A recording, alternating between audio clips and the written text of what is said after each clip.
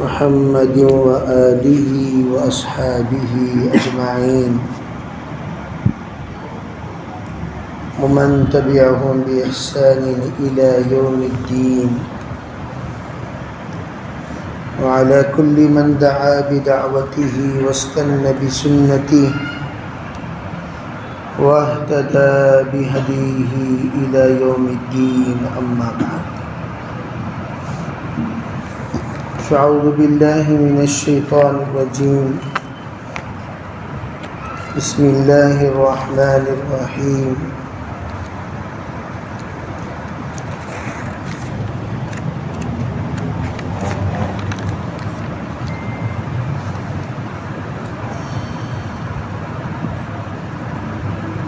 يا أيها الذين آمنوا استعينوا بالصبر والصلاة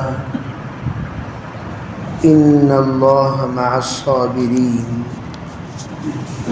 ولا تقولوا لمن يقتل في سبيل الله أموات بل أحياء ولكن لا تشعرون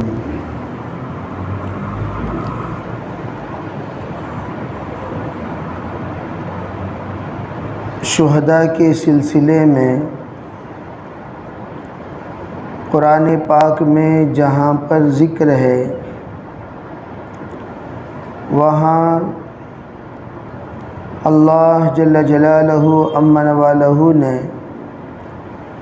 ایمان والوں کا شہیدوں کے بارے میں کیا عقیدہ ہونا چاہیے اس کو اللہ نے واضح فرمایا، اس لیے کہ عقیدہ اصل بنیاد ہے۔ عقیدے کی صحت پر ایمان کی بقا ہے، عقیدے کی بگاڑ پر ایمان کا کھو جانا ہے۔ اس لیے کوئی شہید ہوا تو گویا اسلام کا تیسرا وہ درجہ اس نے حاصل کیا جو اسلام میں معزز ہے اور محترم ہے۔ اسلام میں سب سے بڑا درجہ نبیوں کا ہے اور دوسرا درجہ صدیقین کا ہے اور تیسرا درجہ شہداء کا ہے۔ شہداء کا جو درجہ ہے وہ درجہ مطلوب ہے، درجہ محبوب ہے۔ وہ ایسا درجہ ہے جس درجے کی دعا صحابہ کرام مانگا کرتے تھے۔ خود نبی اکرم صلی اللہ علیہ وسلم نبی ہونے کے باوجود، خاتم النبیین ہونے کے باوجود، سید المرسلین ہونے کے باوجود، امام الانبیاء ہونے کے باوجود، عجیب بات یہ ہے کہ حضور علیہ السلام نے بھی خود مطالبہ کیا اللہ تعالیٰ سے اور اپنا خیال ظاہر کیا امت کے سامنے، لَوَدِدْتُ أَنْ أُقْتَلَ فِي سَبِيلِ اللَّهِ، میں بھی یہ چاہتا ہوں کہ میں اللہ کے راستے میں شہید کر دیا جاؤں۔ ثُمَّ أُحْيَا ثُمَّ أُقْتَلْ، اللہ مجھے دوسری زندگی دے، بالفرض تسلیم کر لو، تب بھی میں یہی چاہوں گا کہ مجھے شہادت کی موت ملے۔ ثم احیا ثم اقتل، تیسری مرتبہ اللہ مجھے بالفرض زندگی دے، پھر بھی میں یہی چاہوں گا کہ اللہ تعالیٰ مجھے شہادت کی موت دے۔ علماء فرماتے ہیں آپ علیہ السلام کی یہ تمنا، اگر میں تم میں سے کوئی ایک ہوتا، اس کا مطلب یہ نہیں کہ نبی کے درجے سے آپ علیہ السلام نے شہادت کا درجہ مانگا۔ نبی کا درجہ، نبی کا مقام، نبی کی ذمہ داری، نبی کی فضیلت وہ اپنی جگہ پر ہے ہی، لیکن آپ تعلیماً للامہ امت کو یہ بات سمجھانا چاہتے ہیں کہ شہادت کوئی معمولی مقام نہیں ہے، شہادت کوئی معمولی درجہ نہیں ہے، یہ سعادت ہے، شہادت۔ اسی لیے حضرت عمر رضی اللہ تعالی عنہ نے شہادت کا مطالبہ کرتے ہوئے کہا اللہ جل جلالہ امن والہ سے دعا مانگی، اللہم ارزقنی شہادتا فی سبیلک واجعل موتی فی بلد رسولک۔ یا اللہ تو مجھے تیرے راستے کی شہادت دے، اور ایک مطالبہ مزید خصوصی یہ مانگتا ہوں، موت عطا کر تو تیرے نبی کے شہر میں عطا کر۔ شہید کہیں بھی اگر میں ہو گیا، اس لیے کہ موت کہتے ہیں شہادت کی انتہا کو۔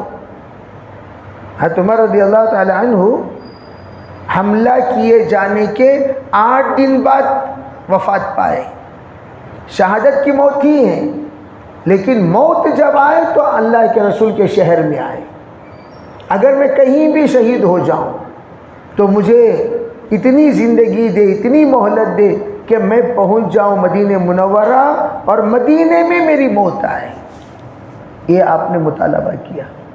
یکم محرم الحرام میں اللہ کے رسول صلی اللہ علیہ وسلم جو کچھ محرم کے سلسلے میں فضیلتیں بیان کی، شہر اللہ المحرم، اللہ کا مہینہ محرم ہے، اور آپ نے فرمایا تمام مہینوں میں جو مہینوں میں روزہ رکھا جاتا ہے، اول درجے پر رمضان ہے، دوسرے درجے پر محرم ہے۔ جس طرح تمام نمازوں میں افضل نماز فرض نمازیں ہیں، اور دوسرے درجے کی نماز تہجد کی نماز ہے، اسی طرح روزوں میں اعلیٰ درجے کا روزہ رمضان کا، دوسرا روزہ محرم کا۔ آپ نے اس کی فضیلتیں بیان فرمائی۔ تو اس مہینے میں جو بھی عبادت ہو، وہ عبادت تمام عبادتوں میں افضل۔ روزہ اس مہینے میں بہترین روزہ، نماز اس مہینے میں بہترین نماز، تلاوت اس مہینے میں بہترین تلاوت، اللہ کا پسندیدہ عمل جو بھی بندہ کرے گا اس کا بھاؤ بڑھ جائے گا، اس کی قیمت بڑھ جائے گی۔ چنانچہ اس مہینے میں شہید شہداء کی ایک لمبی فہرست ہے، خالی حضرت حسین ہی کی نہیں، ایک لمبی فہرست ہے۔ تاریخ اسلام میں اگر دیکھا جائے، مشہور صحابہ میں، تابعین میں، تبع تابعین میں، اولیاء میں شہید ہونے والوں کی تعداد 500 سے زائد ہے۔ اور بلکہ آپ کو یہ بات بتا دوں، تاریخ اسلام میں کوئی تاریخ ایسی نہیں جس میں کوئی شہید نہ ہوا ہو، کوئی نہ کوئی شہید ہوا ہے، ہر حال میں شہید ہوا ہے۔ پوری تاریخیں شہداء سے بھری ہوئی ہیں، لیکن شہادت پر ماتم منانے کا اسلام کا مزاج نہیں ہے۔ اسلام شہادت پر ماتم نہیں مناتا، ورنہ اللہ کے رسول علیہ السلام حضرت حمزہ پر ماتم مناتے، خود اتنے فکر مند تھے حضرت حمزہ کی شہادت پر، اتنا دردناک شہادت حضرت حمزہ کی ہوئی، سرکار کو رہا نہیں گیا، ایک بار نہیں، 2 بار نہیں، 70 بار آپ نے جنازے کی نماز ادا کی۔ تاریخ اسلام میں آپ نے اتنا زیادہ غم کا اظہار نہیں فرمایا جتنا زیادہ اظہار آپ نے حضرت امیر حمزہ کی شہادت پر فرمائی، اور قاتلان شہداء پر اتنی زیادہ ناراضگی کا آپ نے اظہار نہیں فرمایا جتنا زیادہ اظہار حضرت حمزہ کے قاتل پر آپ نے فرمایا۔ آپ نے وحشی کے سلسلے میں تو یہاں تک حکم دے دیا، کعبے کے خلاف پکڑا ہوا وحشی ملے تب بھی اس کو شہید کر دو، تب بھی اس کو مار دو، تب بھی اس کو ختم کر دو۔ لیکن اللہ تعالیٰ کی مشیت عجیب ہے، اللہ تعالیٰ کی مشیت عجیب ہے۔ اللہ جس کو ہدایت دے، دنیا اس کو کون روک سکتی ہے؟ ادھر حضرت حمزہ رضی اللہ تعالیٰ عنہ کو شہید کرنے والا حضرت حمزہ، حضرت وحشی، اور وہ ادھر ادھر چھپتے چھپتے پھر رہے ہیں، بار بار حضور کے قریب آتے ہیں، زور سے کلمہ پڑھتے ہیں، بار بار حضور کے قریب آتے ہیں، زور سے کلمہ پڑھتے ہیں، بار بار حضور کے قریب آتے ہیں، زور سے کلمہ پڑھتے ہیں۔ حضرت عمر رضی اللہ تعالیٰ عنہ 3 مرتبہ پوچھا حضور مار دوں، حضور قتل کر دوں، حضور قتل کر دوں؟ آپ نے فرمایا اب پوچھ کر کیا فائدہ؟ یعنی حضور صلی اللہ علیہ وسلم کا منشا یہ تھا کہ اس کو سزاً قتل کر دیا جائے، لیکن اللہ کا منشا یہ تھا اس کو ہدایت سے نواز دیا جائے۔ انک لا تہدی من احببت ولکن اللہ یہدی من یشاء۔ عجیب ماجرا ہے، یہاں حضور کی چاہت نہیں ہے لیکن اللہ کی چاہت ہے، اور وہ ابو طالب میں، خواجہ ابو طالب میں حضور کی چاہت ہے لیکن اللہ کی چاہت نہیں۔ حضور چاہ رہے ان کو ہدایت ملے، بار بار آپ التجا کر رہے ہیں کہ یا اللہ بس ایک مرتبہ ان کی زبان سے کلمہ نکل جائے، بس جنت میں لے جانے کی ذمہ داری میری۔ بار بار خواجہ ابو طالب سے التجا کر رہے ہیں، لیکن اللہ نے فرمایا نہیں، انک لا تہدی من احببت، آپ جس کو چاہتے ہیں ہدایت نہیں دے سکتے، ولکن اللہ یہدی من یشاء، ہم جس کو چاہتے ہیں ہدایت ہم دیتے ہیں۔ وحشی کو 3 مرتبہ انہوں نے خط لکھا، تینوں مرتبہ اللہ کی طرف سے آیت نازل ہوئی، آپ جواباً یہ لکھیں، جواباً یہ لکھیں، جواباً یہ لکھیں۔ آخر جواب لکھا حضور صلی اللہ علیہ وسلم تیسرے خط میں، قل لعبادی الذین اسرفوا علی انفسہم لا تقنطوا من رحمت اللہ ان اللہ یغفر الذنوب جمیعا۔ کہہ دیجیے اللہ تعالیٰ پورے گناہوں کو معاف کر دے گا۔ وہ مایوس نہ ہو اللہ کے بندے، اللہ سے سب اللہ پر پر امید رہیں، اللہ سب گناہوں کو معاف کر دے گا۔ انہ هو الغفور الرحیم، اللہ تعالیٰ تو معاف کرنے والا ہی ہے۔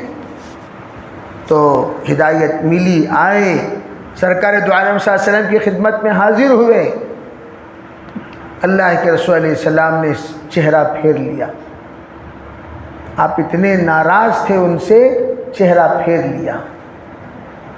تو وہ کہتے ہیں اگر مجھے قصاصاً قتل کر دیا جاتا، مجھے یہ منظور تھا حضور کی اس ناراضگی سے، لیکن اللہ کو کچھ اور منظور تھا۔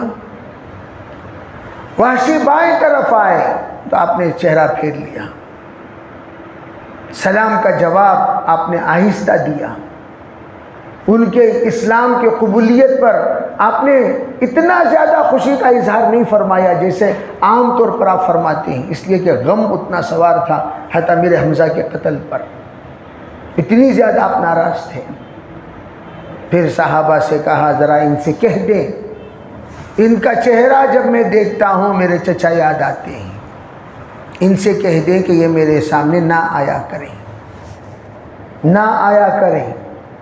حضرت وحشی فرماتے ہیں مجھے جب یہ بات معلوم ہوئی کہ آپ میرا چہرہ دیکھنا پسند نہیں کرتے، میں تو یوں سوچا کاش کہ میں اسی وقت مر جاتا تو کتنا اچھا تھا، زمین مجھے نگل لیتی، آسمان مجھے اٹھا لیتا،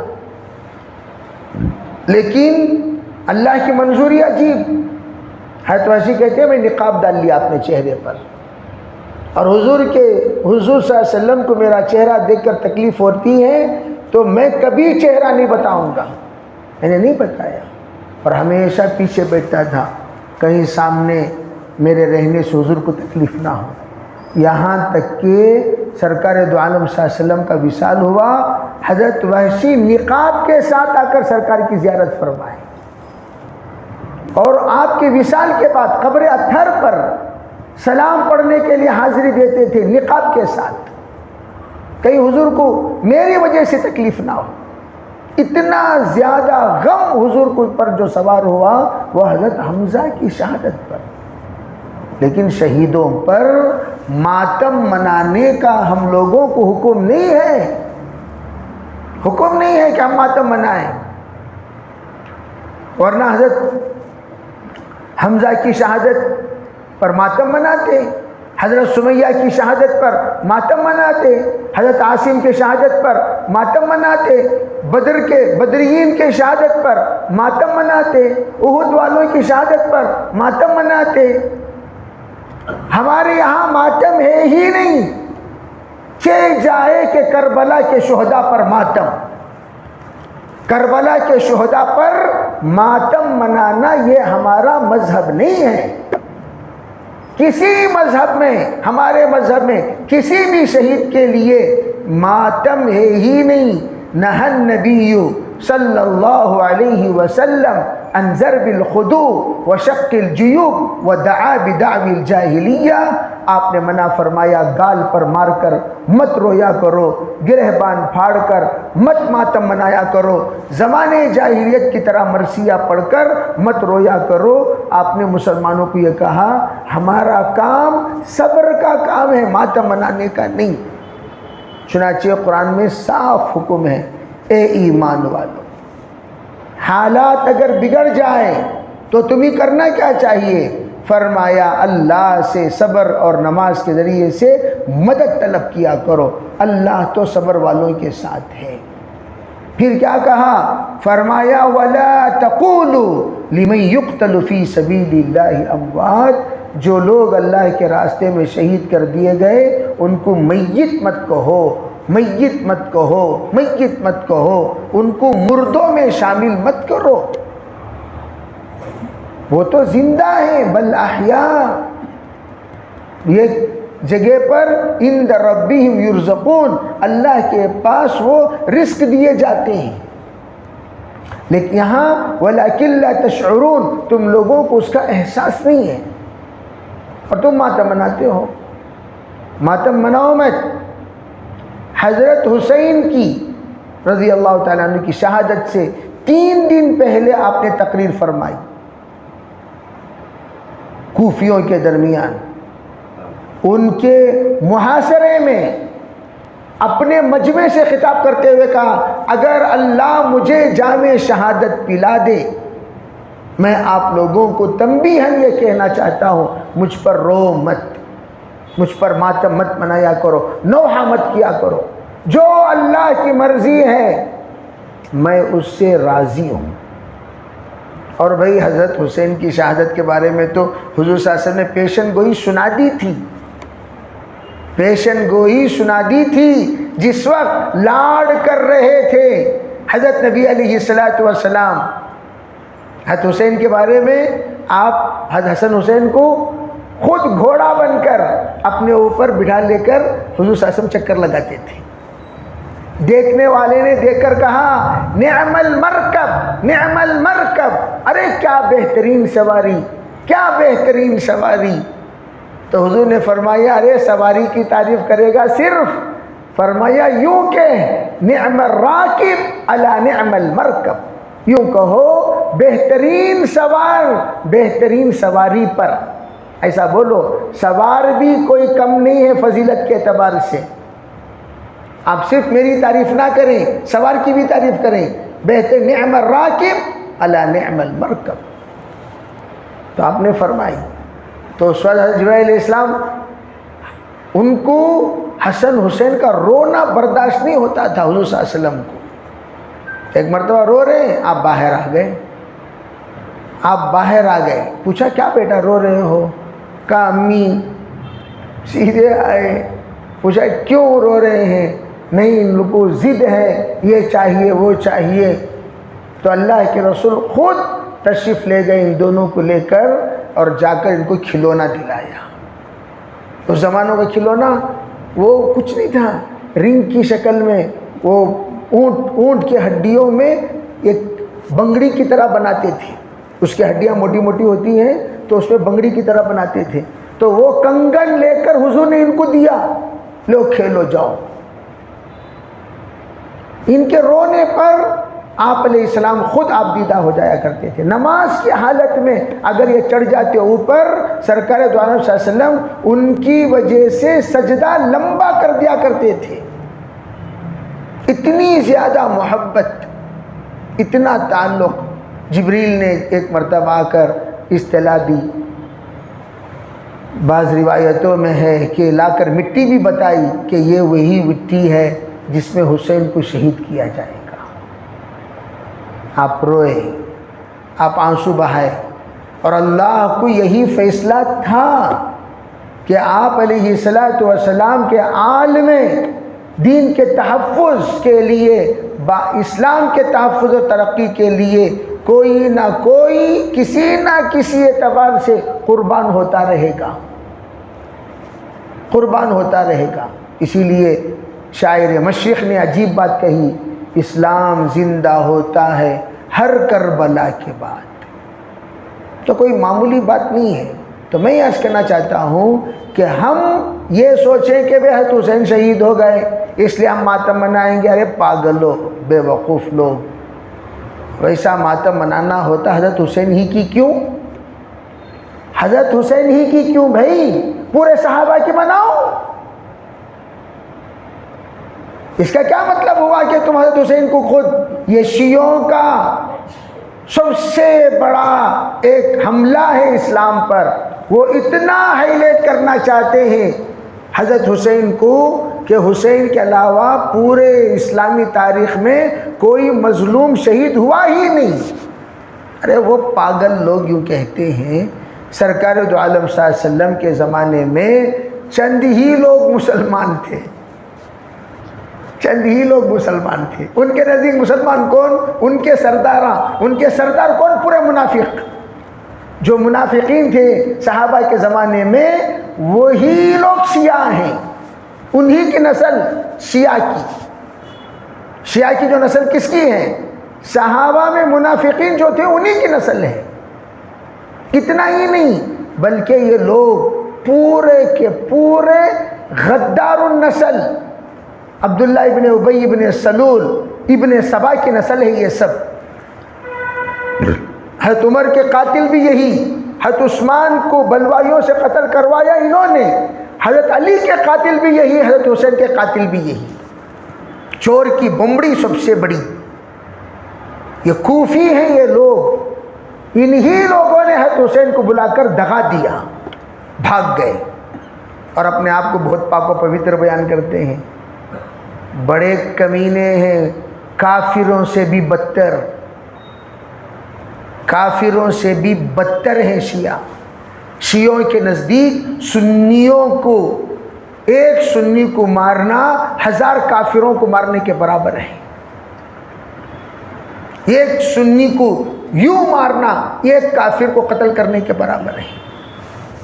شیعہ لا الہ الا اللہ محمد رسول اللہ کو نہیں مانتا، لا الہ الا اللہ کے سلسلے میں کہتا ہے شیعہ جو صفات کے اللہ مالک ہیں وہ پورے صفات کے علی بھی مالک ہیں۔ تو وہ حرام خور یوں کہتے ہیں اللہ کا ایک نام ہے علی، العلی کہتے ہیں وہ العلی کون ہے؟ وہ علی ہے، عبد العلی نام رکھا جاتا ہے العلی۔ اللہ کے ناموں میں آپ دیکھیں گے الاسماء الحسنی میں العلی ہے، تو وہ کہتے ہیں العلی اللہ ہے، علی علی ہے۔ کیا مطلب؟ یعنی اللہ اور علی دونوں برابر، اسی لیے وہ علی خدا کہتے ہیں، علی خدا، یا علی المدد۔ آپ نے سنا ہوگا یا علی المدد، علی خدا۔ اور جس طریقے سے اللہ کا ذکر کرتے ہیں وہ علی علی علی علی کا ذکر کرتے ہیں، آپ سنا ہوگا یا علی پکارتے ہیں۔ ہم ایران گئے تھے 10 سال پہلے، تو ہم نے دیکھا پورے ایران میں یا علی یا علی یا علی، ہر گاڑی میں یا علی، ہر گھر میں یا علی، ہر جھنڈے میں یا علی، ہر سڑک پہ یا علی۔ تو گویا کہ حضرت علی کو کائنات کے مختار کل مانتے ہیں۔ کیا مطلب؟ علی چاہیں گے تو سب کچھ ہو جائے گا۔ حضرت علی کی فضیلت وہ لوگ اتنا بیان کرتے ہیں جتنی فضیلت وہ کبھی نہ اللہ کی بیان کیے نہ رسول کی بیان کیے۔ تو اب مسلمان کہاں رہے بھائی؟ وہ ایسے کمبخت لوگ ہیں نیل صدر میں جس وقت ان لوگوں نے اپنی مسجد کی صفائی کی، قرآن پاک لا کر کچرے کی ٹوٹی میں پھینک دیا، اور ان حرام خوروں کے نزدیک ہمارا یہ قرآن کامل نہیں ہے، ہمارا قرآن ناقص ہے۔ ان کے نزدیک 40 پارے ہیں، 40 پاروں کا قرآن ان کا اصل قرآن ہے، ہمارا قرآن ان کا ناقص قرآن ہے۔ 10 پاروں کو نعوذ باللہ وہ کہتے ہیں حضرت صدیق اکبر عمر نے چھپا دیا، ایسا الزام لگاتے ہیں وہ لوگ۔ اور حضور کے سلسلے میں حضرت جبریل آئے حضرت علی کو نبوت دینے کے لیے، مس ہو کر حضور کے پاس چلے گئے۔ یہ عقیدہ رکھنے والا مسلمان ہوگا؟ میں آپ سے پوچھتا ہوں، لا الہ الا اللہ محمد رسول اللہ والا جو ہے ہی نہیں، وہ کیسا مسلمان ہے بھئی؟ اور ہم اس کو مسلمان کہتے رہتے ہیں، مسلمان، شیعہ مسلمان، شیعہ مسلمان، شیعہ مسلمان۔ شیعہ کبھی مسلمان ہو ہی نہیں سکتا۔ تو شیعہ یہ کافر ہیں بالاتفاق تمام علماء کے۔ اور انہوں نے کیا کیا؟ حضرت حسین کو ایسا بڑھاوا دیا کہ لوگ یوں سمجھ گئے دماغ کے اعتبار سے حضرت حسین ہی شہید ہیں، اس کے علاوہ اسلام کی کسی شہداء کو ہم جانتے ہی نہیں۔ الغرض میں یہ عرض کرنا چاہتا ہوں، جو ہمارے خطبوں میں 4 اماموں کا جو نام لیا جاتا ہے، یہ قرن اول قرن ثانی میں ان لوگوں کی مخالفت پہ یہ خطبہ شروع ہوا۔ 4 اماموں کا نام جس مسجد میں لیا جائے وہ اہل سنت والجماعت ہیں، جس جگہ پر 4 اماموں کا نام نہ لیا جائے وہ شیعہ ہیں۔ اس طرح